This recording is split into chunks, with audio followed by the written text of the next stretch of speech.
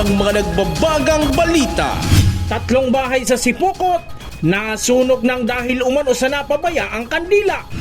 Pagbibenta ng benteng murang bigas ng NFA, hindi apektado ng nagdaang bagyo. Relief operations sa mga island barangay sa Kamsur nagpapatuloy. Easterlies magdadala ng maulang panahon sa Kabikulan. Kamsur Made Artist wagi sa 38 Awit Awards.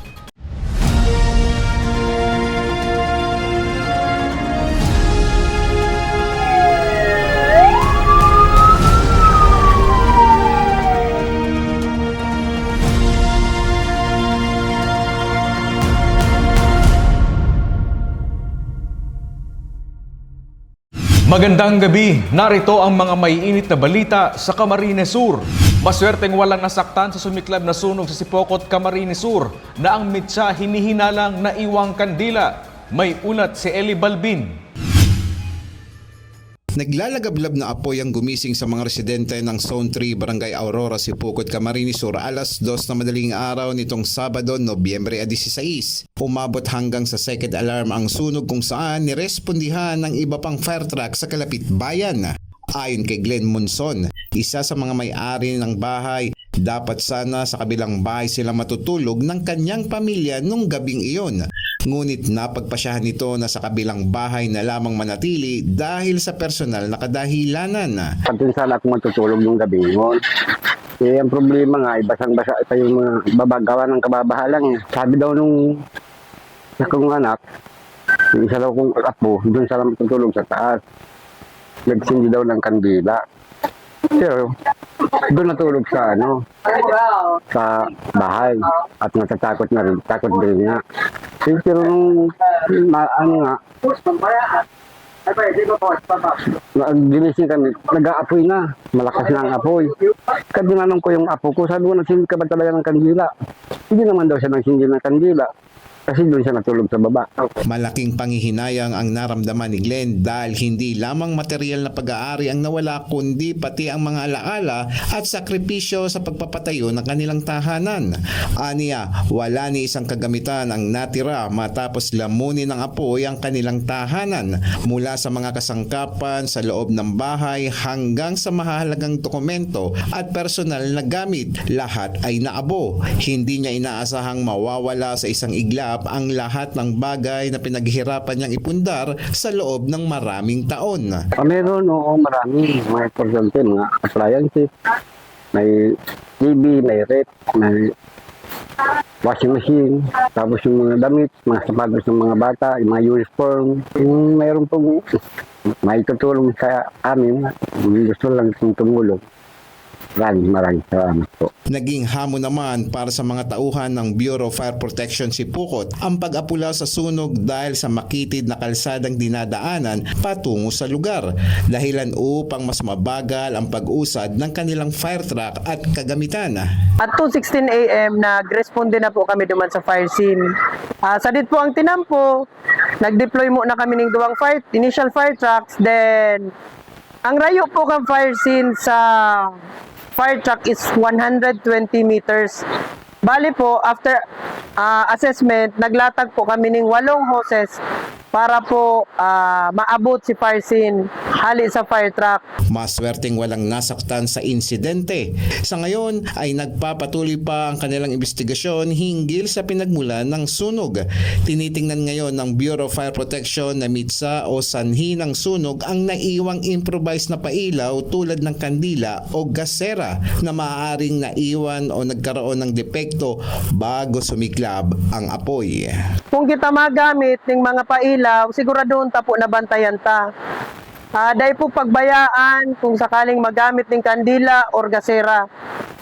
Tapos pag igwa pong solo, dahil po pag inuto na mag-Facebook Live or kung mag-picture, inuton ta po na mag-report sa pinakaharaning station, dawa sa inman po na lugar. Eli Balbin, CSN.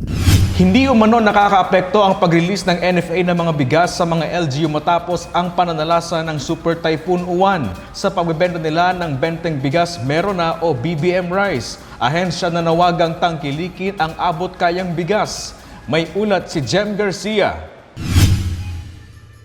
35 pesos o higit pa ang presyo ng pinakamurang bigas sa palengke na mabigat ayon sa 4-piece beneficiary na si Samantha. Kaya naman nang mabalita ang may benteng bigas na binebenta sa NFA Camarines Sur ay agad siyang pumila. Kaso lang, bawal daw pong mag 20 kilos kasi dapat po sa Sarong ID, 10 kilos lang dapat ang makuha.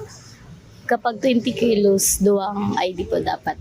Nagpapatuloy ang pagbebenta ng ahensya ng benteng bigas meron na o BBM rice sa mga vulnerable sector kabilang ang mga senior citizen, PWD, 4-piece beneficiary at maging ang mga magsasaka. Ayon sa National Food Authority, hindi umano nakaapekto sa programa ang pag-release nila ng bigas para sa mga LGU nitong nakaraang bagyo at sinisiguro nilang sapat pa rin ang supply ng kanilang bigas. Kaya naman ay patuloy pa ring hinihikayat ng NFA ang mga kabilang sa vulnerable sector na bumili ng bigas sa kanila upang mas makatipid sa pang-araw-araw na gastusin. Tuloy-tuloy po yung distribution through the benteng bigas meron na ng programa ng Pangulo. So dito po yan available sa compound ng National Food Authority Camarines Sur, Monday to Friday, 8 to 5. And magdala lang po ng karampatang identification para ma-establish po na kasama po tayo sa vulnerable sectors. Jem Garcia, CSN. Isang linggo matapos manalasa ang bagyong Uwan, patuloy ang ginagawang airlifting ng provincial government ng Camarines Sur sa pamumuno ni Governor El Rey Villafuerte ng mga relief packs sa island barangays na naapektuhan ng bagyo. Kabilang sa mga barangay na nahatiran ng relief packs ang mga barangay sa mga bayan ng Lagunoy, Caramoan, Siruma at Garchitorena. Katuwang ng pamahalaang panlalawigan ang Philippine Air Force at ang Philippine Army na ayon kay Governor El Rey upang mas mapabilis na maihatid sa mga labis na naapektuhan ng bagyo ang mga relief pack. Isang linggo simula nang manalasa ang bagyong Uwan, halos tuyo na ang putik sa ilang kalsada sa Naga City na dala ng malawakang pagbabaha sa lungsod. Clearing operations ng Solid Waste Management Office nagpapatuloy. May ulat si John Amador. Matapos ang pananalasa ng super bagyong Uwan, nagdulot ito ng pagbabaha sa ilang lugar sa lungsod sa Naga City. Ilang linggo nang nakakalipas, sako-sako pa ring mga putik ang nakokolekta ng Solid Waste Management Office mula sa ilang kalsada sa lungsod. Diyan sa sentro, medyo nagtubig-tubig man, garo patuhod, garo bago nag-abot sa tuhod, si tubig. Ay mga commercial area po yan. Nilawag yan yung mga dalnak. Pinagtutulong-tulungan na umano ito ng iba't ibang ahensya ng LGU, kabilang na ang BFP na bumubomba ng tubig matapos nilang linisin para maalis na rin ang mga putik na kalaunan ay nagdudulot ng alikabok. Naghahali po kan si dalnak. Pagkahali po kan dalnak, ikakarga sa trakta kan si heavy equipment, tapos po nakasunod naman ng BFP para bagunaso. Pero sa araw po kaya na sistema, urual daw po dapat ini na trabaho. Paghali mo po iguano naman eh. Ang resulta pati kani pagdae mo nalinigan tulos-tulos alpug sa commercial establishment sa commercial area na naapektuhan po ang sa tuyang commercial business pati na po si mga residente sinagsasaraw. Maliban sa iba't ibang ahensya na tumutulong, collective effort na umano ang kailangan na kung maaari ang mga residente ay tumulong na rin sa paglilinis sa kanilang tapat bahay. Jan Amador, CSN. Ilang lugar pa sa Naga City ang wala pang kuryente isang linggo matapos manalasa ang super bagyong Uwan. Ilang estudyante nagtitiis sa paggamit ng pamaypay dahil sa kawalan pa ng supply ng kuryente. Nagbabalik si John Amador. Nitong nagdaang linggo, balik eskwela na ang mga estudyante matapos ang pananalasa ng nagdaang bagyong Uwan kung saan isa sa mga naapektuhan ay ang linya ng kuryente. Isang linggo ang nakalipas, nagtitiis sa paggamit ng pamaypay ang estudyante at minifan naman ang hawak ni teacher habang nasa klase sa Morada Ramos Elementary School sa Sitio Carumatig, Carolina, Naga City. Hanggang ngayon kasi, wala pa rin silang kuryente. May times po sir na like mga alas 2, alas 3 medyo mainit na talaga. And medyo patapos naman kaya sir ang ang sessions kaya okay lang. Pero mas magayon man po syempre na igwang kuryente. Opo, and naiintindihan naman po kaya dakol man po ba kaya si mga damages and medyo harayo po kaya ning lugar ni kaya day man garo na prioritize na inot pero hopefully po maibalik na. May maliit na generator naman para makapag-print ng mga activity materials at report ng mga guro at estudyante. Kami po parang business as usual lang kasi po ang iyan pong pag generator may nagpe-print kami katumang kaipuhan nila.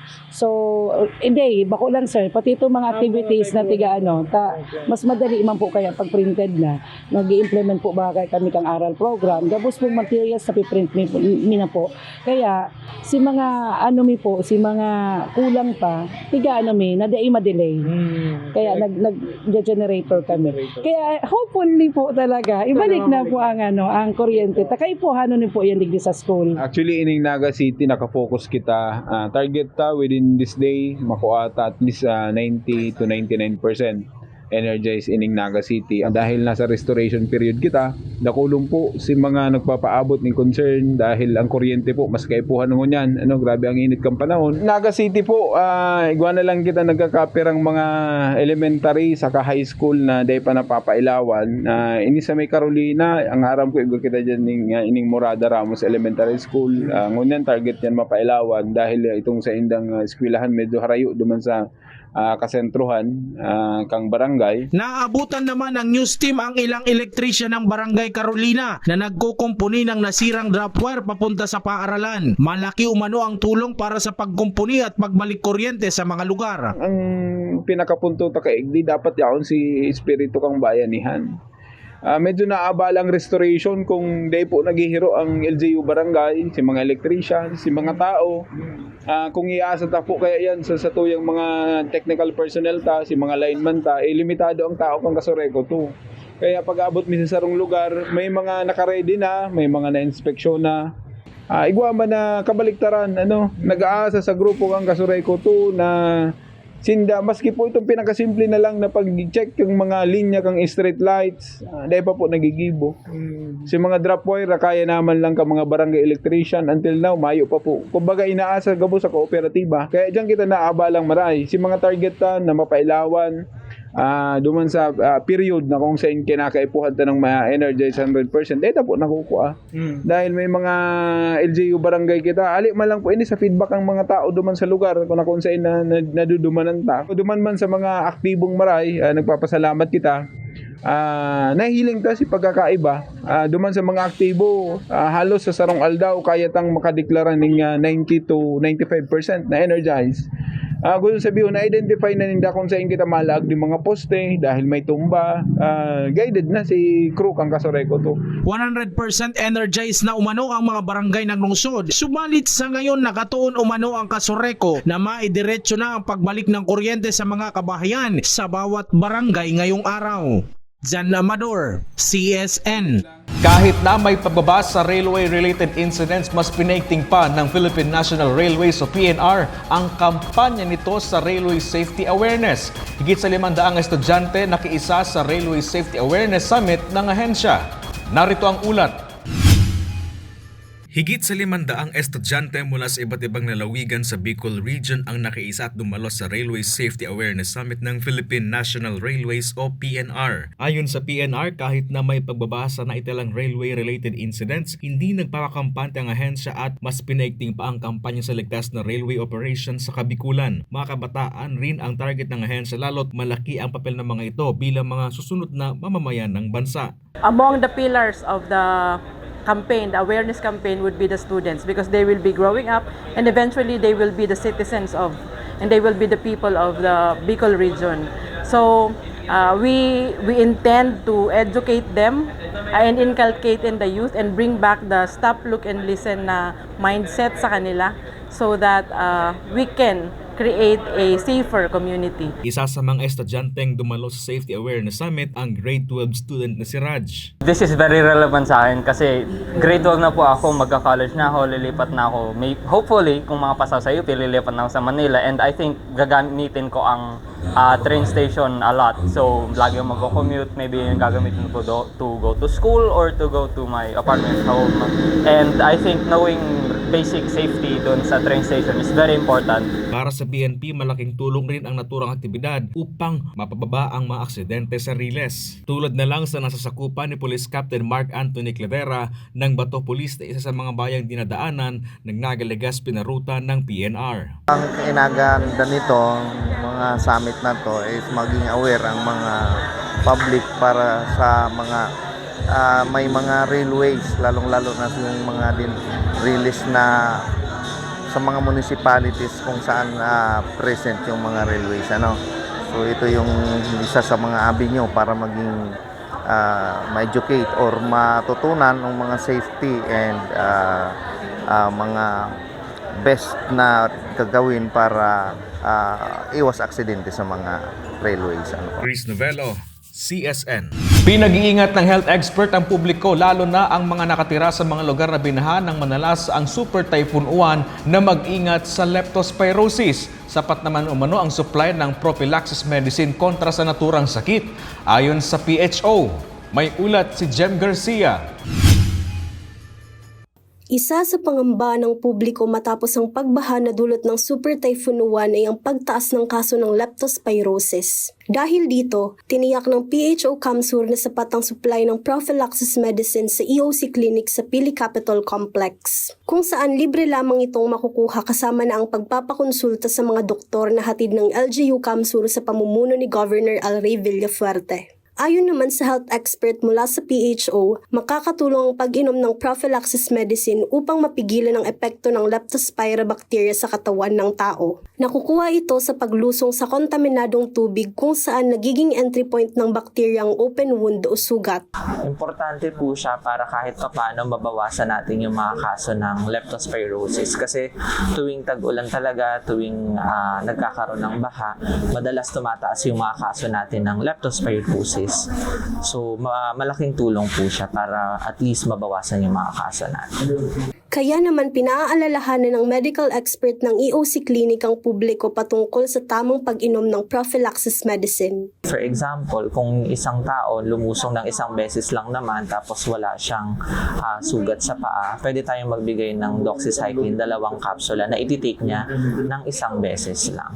Pero again, mas maganda na magpakonsulta pa rin, lalo na para sa mga kumbaga special population such as yung mga bata, mga buntis, kasi meron tayong gamot na pwedeng ibigay sa kanila. Jem Garcia, CSN. Itinalaga ng Department of the Interior and Local Government o DILG si Camarines Sur Governor Elray Villafuerte bilang chairperson ng Regional Peace and Order Council o ARPOC. Ang pagkakatalaga sa gobernador bilang ARPOC chairman ay para sa 2025 to 2028 na termino. Kasama rin sa newly appointed ay sina PNP Bicol Regional Director Police Brigadier General Nestor Babague Jr. bilang ARPOC 5 Vice Chairperson, habang co-Vice Chairperson naman si 9th Infantry Division Commander Philippine Army Major General Alwin Almase. Ayon sa DILG, ang pamumuno ng mga bagong talagang ARPOC officials ay mahalaga sa pagtitiyak ng kaligtasan ng publiko sa Bicol Region. Kalaboso ang isang baguhan umano sa pagtutulak ng iligal na droga sa Naga City, habang 3 rin ang arestado ng maaktuhang naglalaro ng iligal na sugal na Caray Cruz. May ulat si John Amador. Dalawang matagumpay na police operations ang isinagawa sa lungsod ng Naga alas 8:30 ng gabi kahapon Linggo, November 16. Nahuli ang 3 sospek sa iligal na pagsusugal na Caray Cruz sa Zone 1 Barangay Triangulo, Naga City. Nahuli ang sospek na sina Rolando 28, Annex 18 at Aris 22 taong gulang na pawang residente sa lugar. Nakuha sa kanila ang ilang ebidensya kabilang ang perang ipinupusta. 3 ang nahuli natin doon sa naglalaro sila ng Caray Cruz. So, in compliance ito doon sa directive ng ating regional director na mag-implement ng anti-gambling operation. So, 3 itong nahuli natin, mga taga-triangulo ito. At ngayon, napaila na natin sila ng kaso. Ito, violation of PD 1602. Ako nananawagan dito sa ating mga residente sa area code, sa Barangay Triangulo, 5 barangay ang cover natin dito, na umiwas na lang dito sa mga ganitong illegal activities. Kasi nga ito, addiction, and talagang nagre-resort ito doon sa minsan na dumadami ang case natin ng theft, nakawan. And minsan nagre-resort din sa drugs. Oo. So lagi naman tayo nagbibigay ng paalala to our FB page sa Station 5 sa lahat ng illegal activities dito sa area. Samantala sa parehong araw, pasado alas 2 ng madaling araw nang mahuli sa kanyang apartment sa Zone 3 Barangay Bagong Bayan Sur ang 48 anyos na si Gilmer sa isang bypass operation. Nakakuha sa kanya ang bypass item at 2 pang piraso ng plastik na may lamang hinihinalang shabu. Nakakuhanan din ito ng bala ng baril. Ang suspect pong ining si alias Gilmer, so nakuhanan po din pinagbabawal na droga, shabu. So na-recover po sa iya ning 2 pieces ng heat-sealed transparent plastic sachet ning containing suspected shabu. Ang street value po sa na inabot is nasa 3,400 si street value. So nakuha sa iya sa Laukang Kenya apartment. So ini pong subject is considered as SLI. So ini po pasalamat po kayo sa mga sa community kasi may mga arpo kang nagsusumbong na talagang nagpapabara sa mga droga. Community po nagsabi sa mo yan na ini involved sa arog kaniyong illegal activities. Nakasuhan na ang sospek ng kasong paglabag sa RA 9165 at RA 10591 dahil sa droga at bala na nakuha sa kanya. Jan Amador, CSN.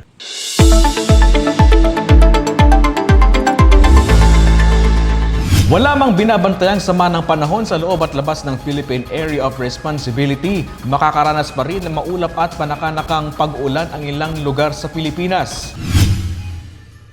Ayon sa Pag-asa Easterlies, ang nakakaapekto sa Kalakang Bikulan na magdadala ng maulap at panakanakang pag-uulan sa hapon o gabi. Amihan naman ang nakakaapekto sa ilan pang bahagi ng Luzon. Habang Intertropical Convergence Zone o ITZZ naman ang nakakaapekto sa eastern portions ng Visayas at Mindanao.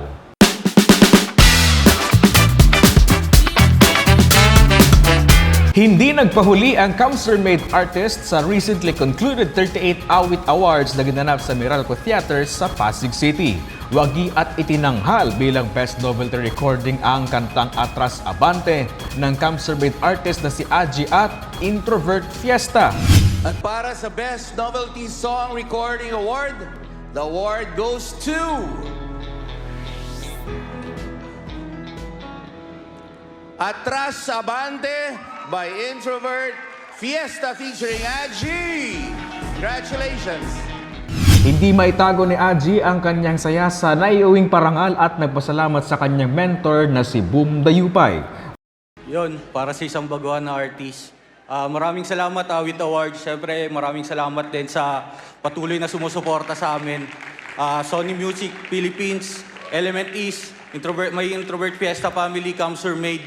Siyempre, salamat din sa patuloy na tumutulak sa akin na gawin yung mga man na gusto ko sa buhay. Direct Boom Dayupay na lagi pinapaalala sa akin, believe in yourself, trust the process, success will follow. OPM, sugod lang ng sulog. Thank you. Wagi rin ang rendition ng sarumbanggi ng Kamsur-made artist Rin at ska band na Overheat na iuwi ng banda ang Best World Music Recording Award. For the Best World Music Recording, the awit goes to Sarumbanggi by Overheat, Kamsur-made. Congratulations! Bukas na ang submission para sa Global Visual Arts Competition na #DrawCamSur. Nagbukas ang submission nitong November 15 kung saan bukas ito sa people of all ages saan mang panig ng mundo. Maaaring mag-submit ng drawing o visual art, still snapshot o larawan o kaya naman 15-second video featuring Camarines Sur. Sa Pebrero sa susunod na taon ang deadline ng submission ng entries. Ang entry na may best video ay mag-uwi ng $2,000 round-trip ticket for 2 sa Kamsur sa loob ng 7 araw with free hotel and accommodation. Tig $2,000 din ang premyo sa best photo at drawing habang $3,000 naman sa People's Choice Award. Sa March 1, 2026, iaanunsyo ang winners sa #DrawCamSur. At yan ang mga may init na balita ngayong araw sa Camarines Sur. Kami ang CamSur News. Ako po si Chris Novello. Diyos mabalos sa pagtitiwala.